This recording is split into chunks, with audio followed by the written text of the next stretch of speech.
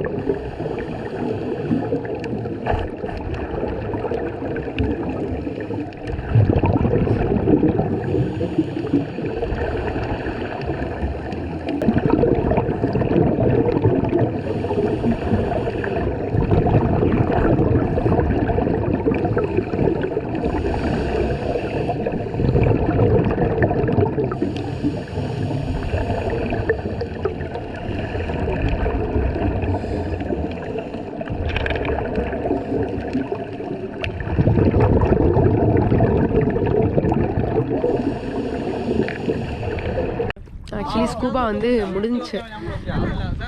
காலையிலேருந்து இதுக்காக வந்து பயந்துகிட்டே இருந்தேன், ஈக்குவலைஸ் பண்ண முடியுமா, காது வலிக்குமா என்னென்னு. ஏன்னா இப்போ தான் நான் வந்து ஃபர்ஸ்ட் டைம் பண்ணுறேன். ஆனால் வந்து சூப்பராக இருந்துச்சு எக்ஸ்பீரியன்ஸு.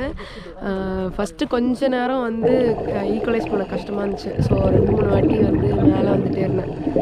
அதுக்கப்புறம் வந்து சரி மேலே வரக்கூடாது, நம்ம வந்து உள்ளேயே ரிலாக்ஸ் ஆகும் அப்படின்னு சொல்லி பண்ணேன். அதுக்கப்புறம் உள்ளே தான் கடைசியாக ஈக்குவலைஸ் பண்ணேன். அதுக்கப்புறம் வந்து நல்லா இருந்துச்சு. ஆக்சுவலி சூப்பராக இருந்துச்சு எக்ஸ்பீரியன்ஸு. ஃபர்ஸ்ட் டைம் பண்ணுறேன், அதனால் வந்து ஃபர்ஸ்ட் டைமுக்கு நல்லாவே தான் பண்ணியிருக்கேன். ஆக்சுவலாக இவ்வளோ நாளாக வந்து நான் யோசிப்பேன் ஸ்கூபா வந்து பண்ணணும். நிறைய இடத்துக்கு போயிருக்கேன், ஸ்கூபா பண்ணுறதுக்கான நிறைய இடத்துக்கு போயிருக்கேன். ஆனால் வந்து பண்ணுறதுக்கு பயமாகவே இருக்கும், என்ன பண்ணுறதுன்னு. ஸ்விம்மிங் தெரியாதனால ரொம்ப யோசிச்சுட்டே இருந்தேன். ஆனால் வந்து ரொம்ப நல்லா இருந்துச்சு. நீங்களும் வந்து பயந்தீங்கன்னா கண்டிப்பாக வந்து ஸ்கூபா பண்ணுங்கள், அப்போ தான் பயம் போகும். இப்படி இன்றைக்கே யோசித்தேன், சரி பேசாமல் இன்றைக்கி ஸ்கிப் பண்ணிடுவோம், நம்ம வந்து கயாக்கிங் மட்டும் பண்ணிட்டு போயிடுவோம், அப்படியே ஒப்பேற்றிடலாம் அப்படின்னு நினச்சேன். ஆனால் வேறு மாதிரி எக்ஸ்பீரியன்ஸ் சூப்பராக இருந்துச்சு. இது பண்ணிட்டேன், ஸ்கூபா சூப்பராக இருந்துச்சு. ஆமாம், ஃபஸ்ட்டு வீடியோ அவங்க எடுத்திருக்காங்க கோப்ரோவில். ஸோ இதுக்கு அடுத்து வந்து கயாக்கிங் பண்ண போகிறோம். இங்கே தான்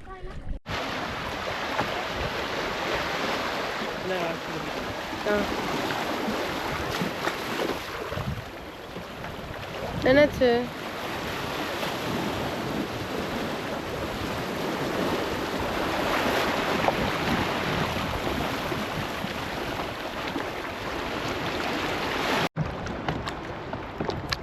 We are going kayaking.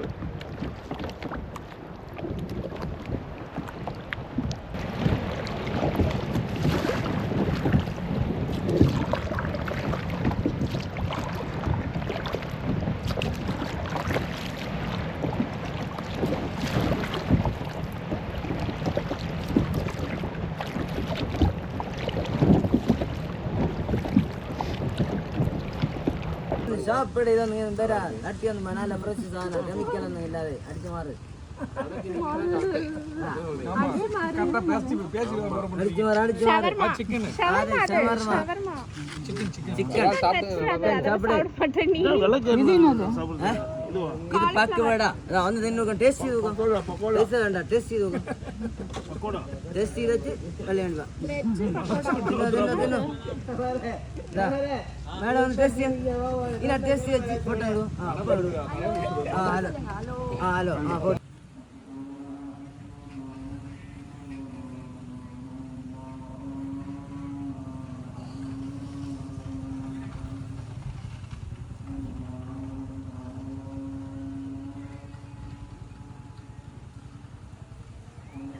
நேற்று வந்து ஸ்கூபா டைவிங் முடிச்சுட்டு கயாக்கிங் முடிச்சுட்டு அதோட கடைசியாக அப்போ தான் வந்து ஷூட் பண்ணேன். ஏன்னா கோப்ரோ ஏதோ பிரச்சனை ஆயிடுச்சு, ஆன் ஆகலை.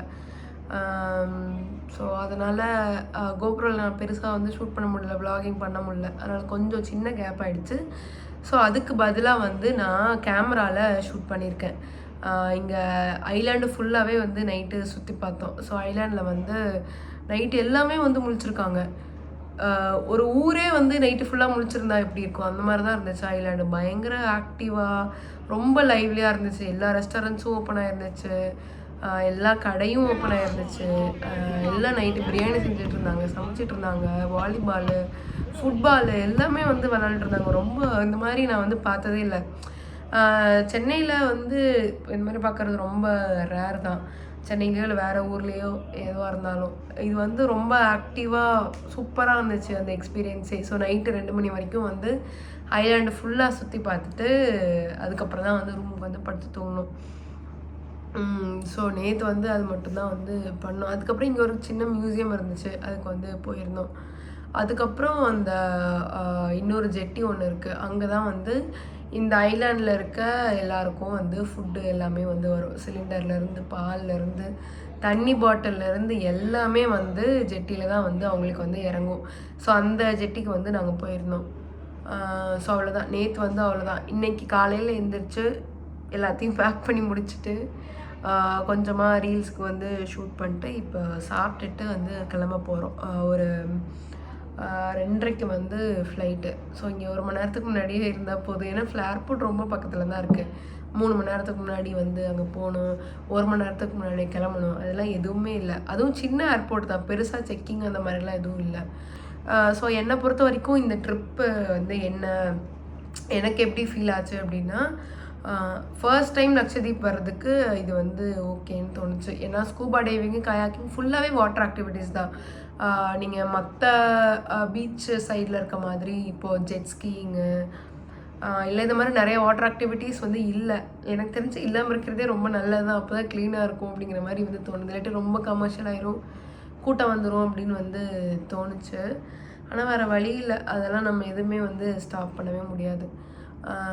ஸோ அடுத்த வாட்டி நான் வரேன் அப்படின்னா ஸ்விம்மிங் கற்றுக்கிட்டு ஸ்கூபா டைவிங்க்கு, ஸ்னார்க்லிங்க்கு சர்டிஃபிகேஷன் இதுக்கு தான் வந்து வரணும் அப்படின்னு வந்து எனக்கு தோணுச்சு. ஏன்னா வந்து தண்ணி அவ்வளோ க்ளீனாக சூப்பராக இருந்துச்சு.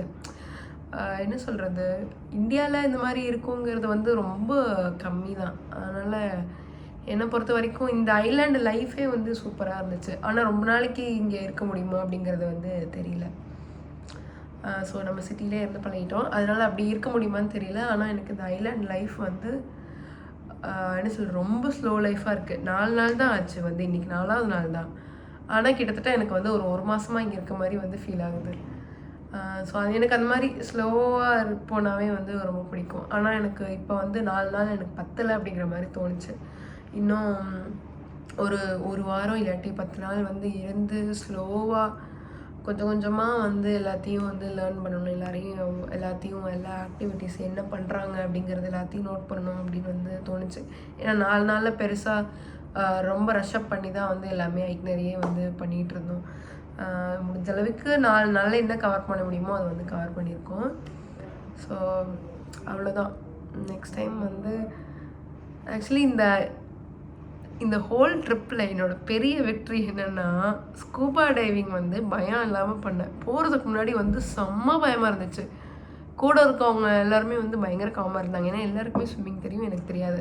பட் ஸ்கூபா பண்ணுறதுக்கு ஸ்விம்மிங் தேவையில்லை அப்படின்னு வந்து நீங்கள் கேட்கலாம். தேவையில்ல தான். ஆனால் வந்து எனக்கு பயம். எனக்கு வந்து கடல்னாலே வந்து பயம். கடல்னா பயம் கிடையாது. ஆழமான கடல்னா வந்து கொஞ்சம் பயம். அதுவும் ஸ்கூபா கடலுக்குள்ளே போகிறோம் அப்படிங்கிறப்ப மூச்சு விடுற கஷ்டமாக இருக்குமா, பேனிக் ஆகனா, என்னால் ஈக்குவலைஸ் பண்ண முடியுமா அப்படின்லாம் வந்து யோசிச்சுட்டு இருந்தேன். ஆனால் ஃபஸ்ட்டு கொஞ்ச நேரம் உண்மையிலேயே கஷ்டமாக தான் இருந்துச்சு. ஈக்குவலைஸ் பண்ண முடியாதனால காது வந்து அடைச்சிச்சு, காது லைட்டாக வலிக்க ஆரம்பிச்சிருச்சு. அதுவும் கீழே போக போக ப்ரெஷர் இன்னும் ஜாஸ்தியாக இருந்ததுனால கொஞ்சம் அந்த மாதிரி ஆச்சு. அதுக்கப்புறமா வந்து என்னை ஈக்குவலைஸ் பண்ண கற்றுக்கிட்டேன். அதனால் வந்து ரொம்ப நேரம் தண்ணிக்குள்ளே இருந்தேன். அப்போ தான் எவ்வளோ காமாக வந்து ரொம்ப இன்ஸ்பைரிங்காக இருந்துச்சு எனக்கே. ஒழுங்காக ஸ்விம்மிங் கற்றுக்கிட்டு வேறு ஏதாவது கற்றுக்கிற வழியை பாரு அப்படிங்கிற மாதிரி இருந்துச்சு. ஸோ அதனால் அதுதான் வந்து எனக்கு தோணுச்சு. ஸோ ஆக்சுவலி லக்ஷதீப் வரதுக்கு முன்னாடியே நான் ஸ்விம்மிங் கற்றுக்கிட்டு இங்கே வரலாம் அப்படின்னு யோசித்தேன். ஆனால் டைம் இல்லை. ஸோ 10 நாள் 15 நாள் கண்டினியூஸாக அதுக்குன்னு டெடிக்கேட்டடாக வைக்கணும். ஆனால் லக்ஷதீப் வரதுக்கு முன்னாடி 10 நாள் தான் என்கிட்ட இருந்துச்சு. ஸோ 5 நாள் வந்து திரும்ப போஸ்ட்போன் ஆகிற மாதிரி இருக்குன்னு சொல்லிட்டு ட்ரிப்பு முடிச்சுட்டு ஸ்விம்மிங் போகலாம் அப்படின்னு சொல்லிட்டு தான் வந்து ஆல்ரெடி பார்த்துலாம் வச்சுட்டேன். எங்கே போகலாம் என்னங்கிறதெல்லாம் பார்த்து வச்சுட்டேன்.